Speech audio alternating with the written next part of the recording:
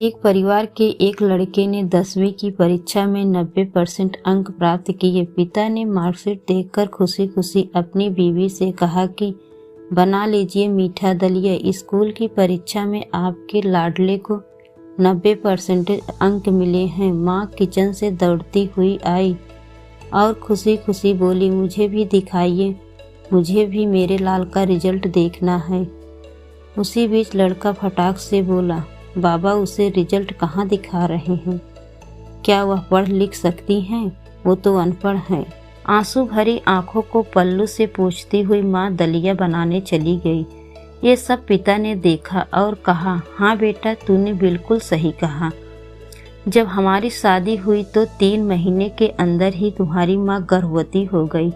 मैंने सोचा शादी के बाद ही कहीं घूमने नहीं गए, एक दूसरे को ठीक से समझे भी नहीं। चलो इस बार ऑपरेशन कराकर आगे चांस लेते हैं। लेकिन तुम्हारी माँ ने जोर से देखकर कहा, नहीं, घूमना फिरना और आपस में समझना यह सब कुछ बाद में। फिर तेरा जन्म हुआ, वो अनपढ़ थी ना। जब तू गर्भ में था तो उसे दूध बिल्कुल पसंद नहीं था। उसने तुझे स्वस्थ बनाने के लिए हर दिन 9 महीने तक दूध पिलाया, क्योंकि वो अनपढ़ थी ना। तुझे सुबह 7 बजे स्कूल जाना रहता, इसलिए सुबह 5 बजे उठकर तेरा मनपसंद नाश्ता और डिब्बा बनाती थी, क्योंकि वो अनपढ़ थी ना।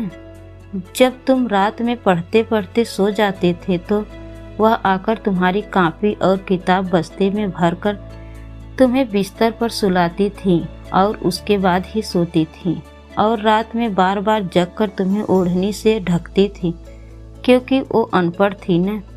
बचपन में तुम ज़्यादातर समय बीमार रहते थे, तब वो रात रात भर जाग कर भी सुबह जल्दी उठती थी और काम पर लग जाती थी, क्योंकि बेटा वो अनपढ़ थी ना।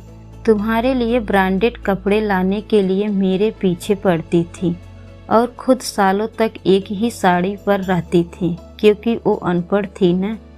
ये सब सुनकर लड़का रोते रोते अपनी माँ से लिपट कर बोलता है, माँ, मुझे तो कागज़ पर 90% अंक मिले हैं, लेकिन आप मेरे जीवन को 100% बनाने वाली पहली शिक्षक हो।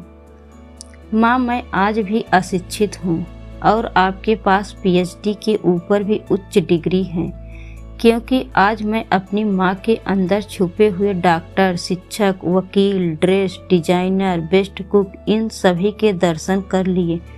माँ, मुझे क्षमा कर दीजिए। बेटा, जो आपकी नज़र में पढ़े लिखे लोग हैं ना, वो सब पहले अपना स्वार्थ और मतलब देखते हैं, लेकिन आपकी माँ ने आज तक कभी नहीं देखा, क्योंकि अनपढ़ है ना। वो खाना बनाकर और हमें परोसकर कभी कभी खुद खाना ही भूल जाती है। इसलिए मैं गर्व से कहता हूँ, तुम्हारी माँ अनपढ़ है।